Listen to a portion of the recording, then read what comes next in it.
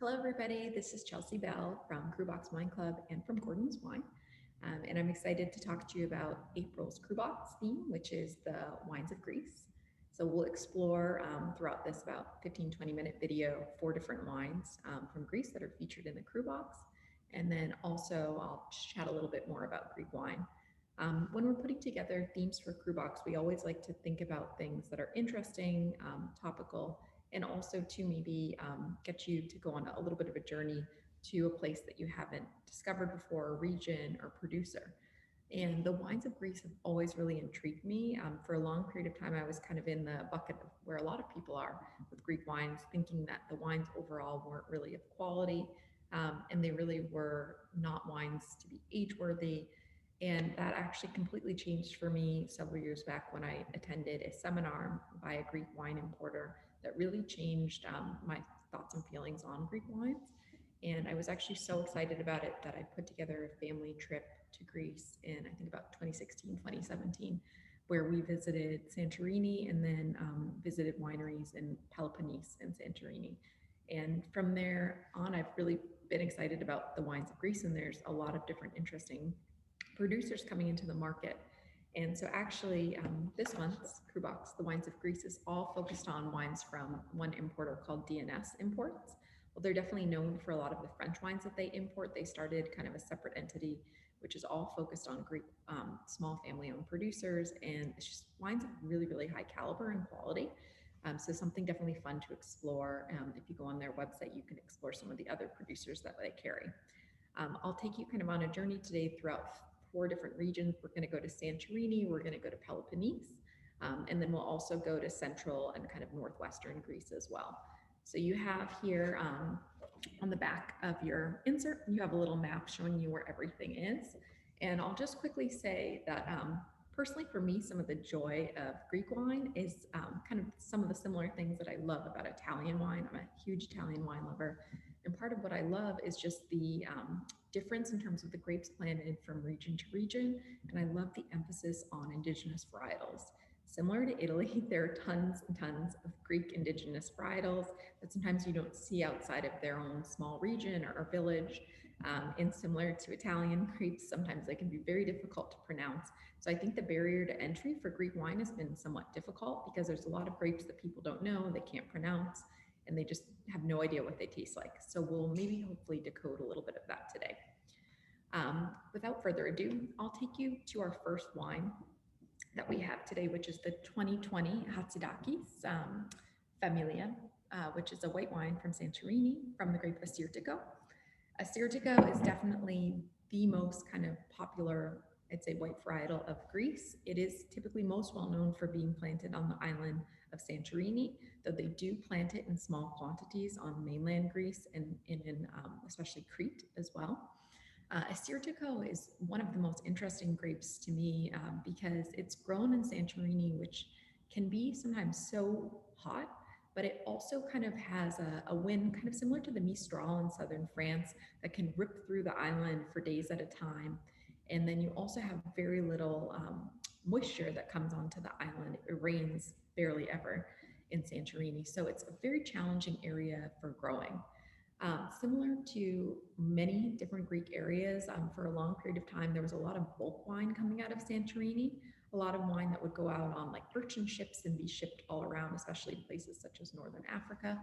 And they really kind of focus on quality winemaking at a kind of smaller boutique family owned kind of angle for only about, like, I'd say 20, 25 years now. It's still relatively new, whereas a lot of times it was a lot of growers coming together, bringing fruit together and kind of more co-opt.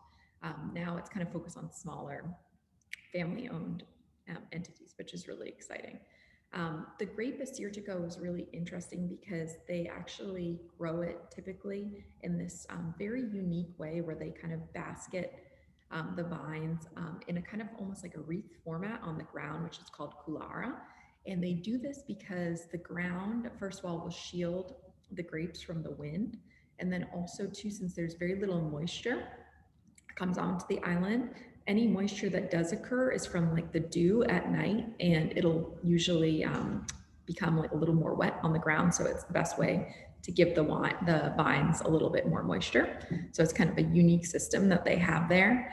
And there's very little that grows in Santorini besides vines and tomatoes. Their tomatoes are exceptional.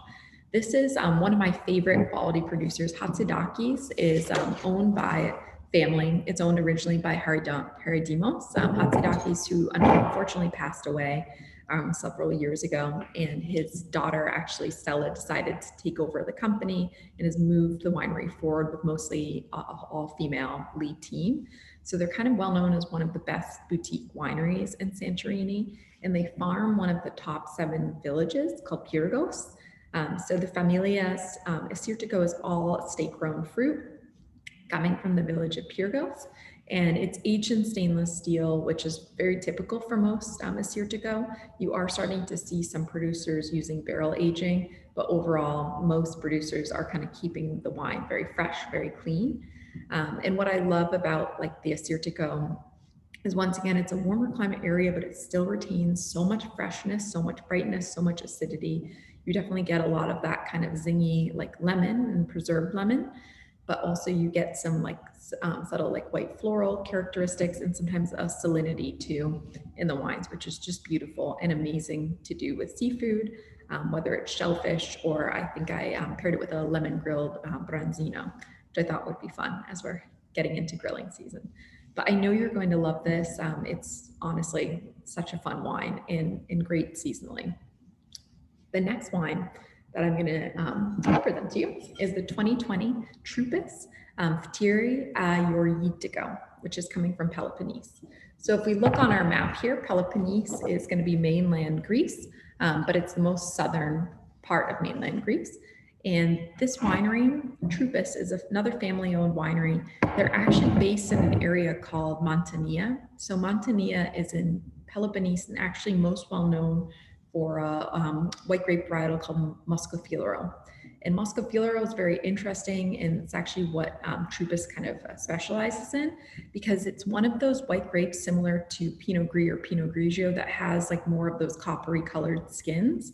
So you can make a rosé and a white wine out of the wine, which is really interesting. So they focus on the Muscofilero grape out of Montania and some other varietals, but they're known for a lot of these interesting techniques, such as using skin contact on their white wines, or indigenous fermentation, or just kind of experimental barrel aging, such as like using acacia as opposed to just like traditional oak. So they're kind of pushing the envelope a little bit, and really interesting things that they're coming out with, kind of more at the entry-level price points and some higher-end offerings too.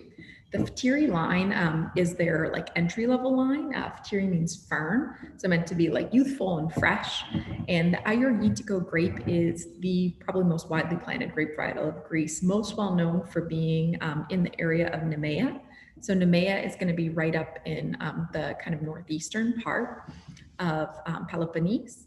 And the Trupis family sources this fruit from right around vineyards in Nemea, but it's a kind of youthful expression of the wine that's meant to be light and fresh.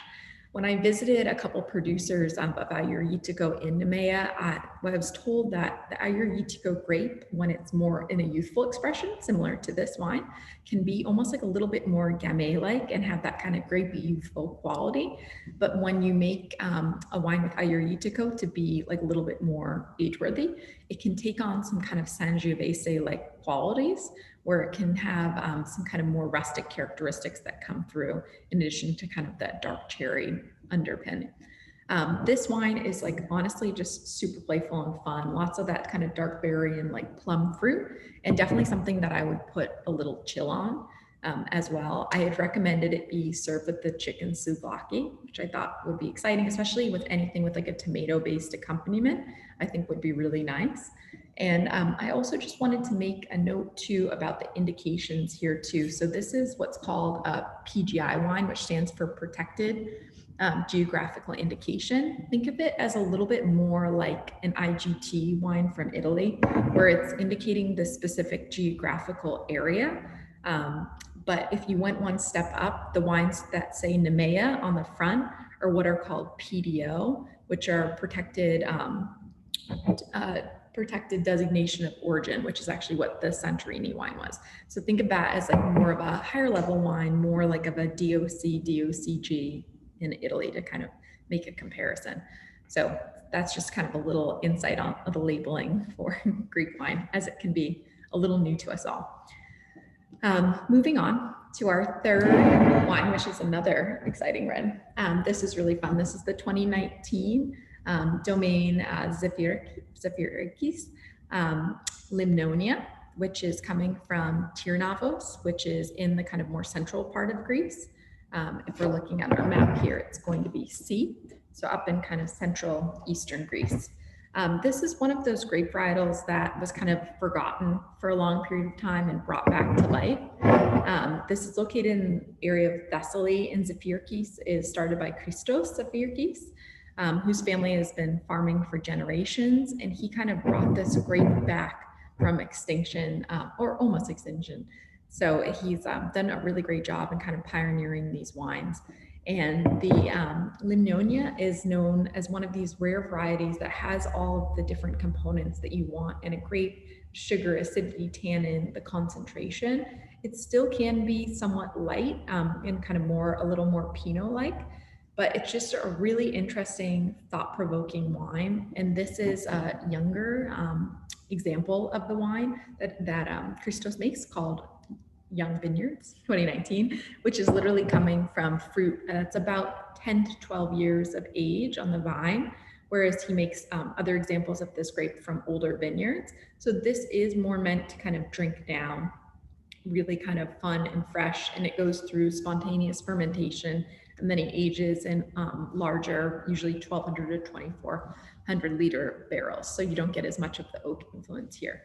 But definitely something kind of fun to explore in a grape varietal that you're starting to see become a little bit more in vogue, I guess you would say. This is also to PGI wine too, and the PGI is going to be Tyrnavos, which you can see actually right here on the side of the label. Last but not least, we have something a little wild and crazy, because why not? So we have the Glenivos, Domaine Glenivos, Paleo Caricio. Sometimes even I have trouble with some of these Greek pronunciations. And this is a semi-sparkling orange wine from kind of the northwestern area of Greece, in the area of Ioannina, which is northwest Greece, which actually is like a little bit more mountainous and almost kind of reminds you more of being in like Austria or Switzerland than being in Greece. As you get out to northern Greece, it definitely gets more mountainous. You have these beautiful monasteries. It's just a kind of magical environment. And this is a fun style of wine that was kind of made back in the day by the locals, and they wanted to bring it back. So it is a orange wine, meaning that they're actually taking two grape varietals here, a white grape called Dabina, and then a red grape in here called Vlahiko, and they're blending them together. So the orange will come from a little bit of the skins for the Dabina grape, and then it will come from the red juice from Vlahiko. It's made with the second fermentation done in stainless steel tanks. So think of it more as the same method they use for Prosecco production. And you have this fun little soda pop top here, which typically you can only do well if you don't have super high atmospheric pressure here. So this is meant to be semi-sparkling and not fully fermented. So you get just a tiny bit of residual sugar, but still very, very well balanced and not overwhelming at all. This is just a really, really fun little wine to try. You definitely see it around at a lot of the like local kind of top Greek restaurants in the Boston area. And I actually recommend you do this with the horiotiki salad with a beet hummus recipe that I found from Food and Wine, which looks delicious, just because the beet will play off of that very subtle hint of sweetness from the wine, which I think will be super delicious. I hope that you get to enjoy these wines, get to, have them around food, around conversation, and just really, if you haven't explored Greek wine before, it's a great way to get started. There's a lot to explore, and it is a lot of fun. So dive deep into Greek wines with us, and if you can, I hope you can join us. We're going to do an in-person tasting on April 26th, and if not, please, as always, feel free to reach out to me with any questions about the wines. I hope that you all have a wonderful rest of the day and enjoy the Greek wines. Yamas.